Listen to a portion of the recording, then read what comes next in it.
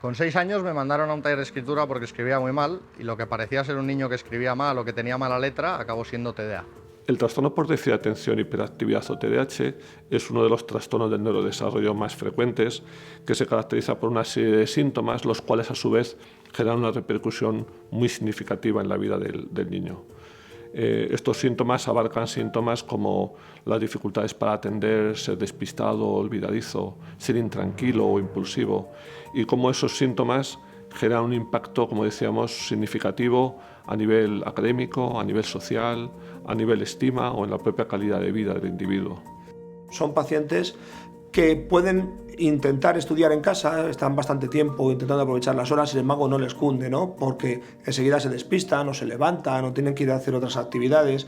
Les cuesta mucho trabajo prestar atención o concentrarse de forma sostenida. A su vez también puede levantarse en clase, pues a sacar punta del lápiz o a una papelera, por ejemplo, o a por agua, necesidad como de tener que moverse o removerse constantemente en las sillas. Eso es muy característico. Y por ejemplo, yo era un niño que le costaba mucho estar la hora entera sentado, a veces me tenía que levantar en mitad de clase e irme al cuarto de baño o lo que fuera, porque lo que necesitaba era un poco una distracción. Entonces, al no mantener la concentración en la clase, te aburres porque estás pensando en otras cosas. Recuerdo acabar los días de colegio cuando era muy pequeño, muy cansado y que me costaba horrores ponerme a hacer los deberes porque ya no tenía ni un minuto más de concentración disponible, ¿no? La frecuencia del trastorno por déficit de atención y hiperactividad varía dependiendo de los diferentes estudios, pero se sitúa en torno al 5 o 6% de la población infanto-juvenil. Las causas del trastorno por déficit de atención y hiperactividad pueden ser múltiples. Tenemos niños que tienen problemas o han tenido problemas en el embarazo, problemas durante el parto, problemas postnatales que pueden estar justificando plenamente la presencia de estos síntomas y, por supuesto, la repercusión que genera. Sin embargo, la causa más frecuente del trastorno por déficit de atención y hiperactividad, sin duda, es genética. El diagnóstico del TDAH es un diagnóstico eminentemente clínico. Por un lado, tendríamos la entrevista a la familia, la entrevista al propio paciente, que es sumamente importante y, de hecho, es lo más definitorio y tiene que cumplir una serie de criterios diagnósticos.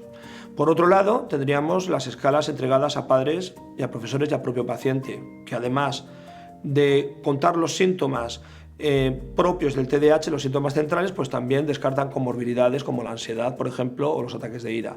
Y por último también tendríamos los test neuropsicológicos. Para realizar el diagnóstico a un niño con sospecha de TDA, lo que hay que hacer es una evaluación neuropsicológica completa, no solo atendiendo a los síntomas, porque un niño con un problema de conducta importante podría ser un falso TDA, ¿no? Tener una conducta muy desinhibida y por tanto moverse mucho, ser impulsivo, parecer inatento. Entonces hay que hacerlo con pruebas al final que hagan o que determinen pues, si hay déficit de atención, pruebas también de función ejecutiva, pruebas de inteligencia que nos den un perfil neuropsicológico completo y nos permitan poder ayudarle y elaborar un programa de tratamiento más específico.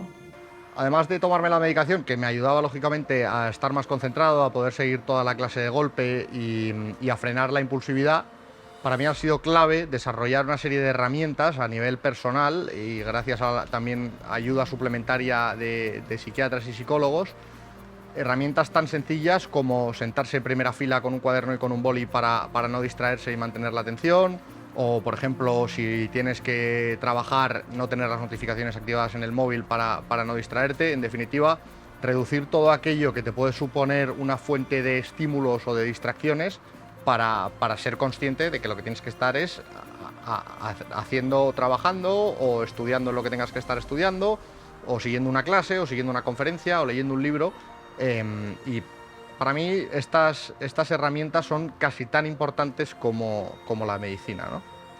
El tratamiento del paciente es multidisciplinar y cooperamos fundamentalmente, por supuesto, con el neuropediatra, que es quien lleva, ¿no?, el diagnóstico, quien lleva el peso del tratamiento y hace un seguimiento y una evolución del paciente pues hasta la edad adulta. Y luego, por otro lado, fundamental trabajar con el colegio, ¿no?, tanto con los docentes como con el departamento de orientación, para que se implementen un poco las medidas que hay, las adaptaciones metodológicas que hay, para que a nivel curricular pues puedan ir resolviendo las dificultades que tengan.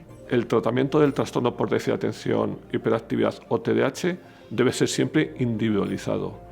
y puede necesitar de 4 tipos de intervenciones. 1, la profesionalización familiar. 2, la intervención en el aula, la intervención pedagógica. 3, la intervención psicológica. Y 4, y por último, la intervención médica o farmacológica. Al final, a lo largo de mi historia o de la historia de un TDA, en mi caso ha jugado un papel muy importante cierto apoyo psiquiátrico, psicológico,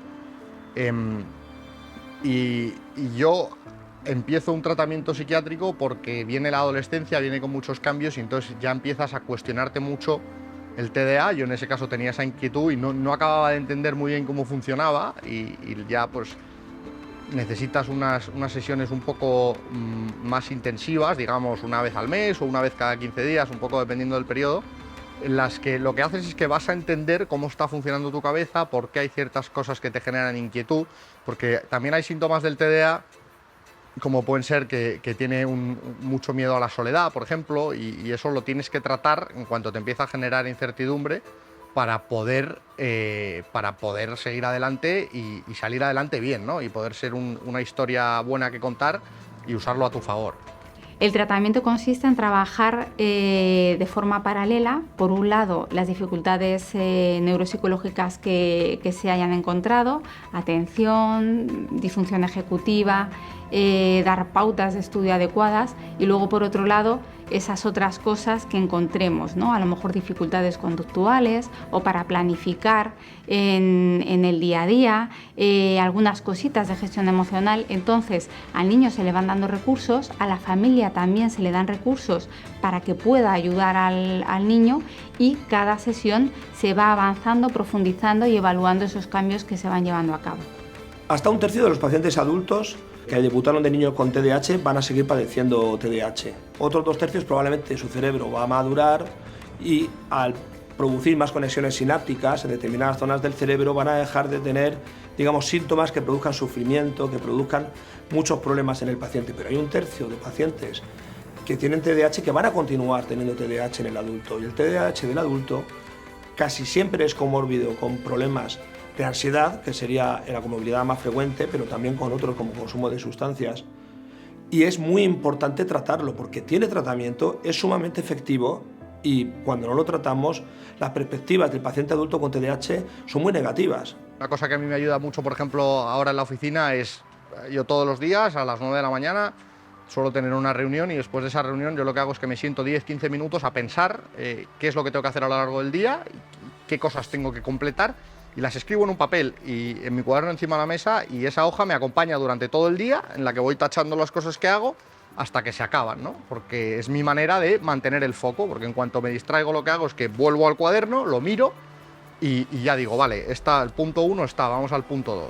Después de tantos años trabajando con niños con diferentes trastornos del neurodesarrollo, entre ellos el trastorno por déficit de atención y hiperactividad, pues me siento aliviado de ver cómo este abordaje ha cambiado con los años. Y personalmente me siento muy reconfortado con la evolución de nuestros pacientes cuando el diagnóstico se ha realizado tempranamente y has podido ayudar a tantas decenas de niños con este problema. El futuro del TDAH pasa por 3 retos. Uno de ellos es una máxima colaboración entre los profesionales que llevamos TDAH y los colegios. Creo que esto es fundamental para que mejoren los pacientes en la edad escolar. En segundo lugar, nuevas moléculas que van a aparecer para el tratamiento, que yo creo que van a ser muy útiles. Y en tercer lugar, la detección precoz de las comorbilidades, especialmente de la dislexia. Muchas veces a mí me ha tocado hablar con amigos o con hijos de amigos recién diagnosticados, y yo lo que les digo es que lo que tienen es una suerte, porque es verdaderamente una ventaja saber pensar diferente a los demás y jugar con eso, sabiendo que tú vas a pensar de una manera diferente. Pero realmente yo lo que le diría es que tiene que tratarse, manejarlo bien, entender bien lo que es, y entonces lo que tendrá es una suerte, no un trastorno.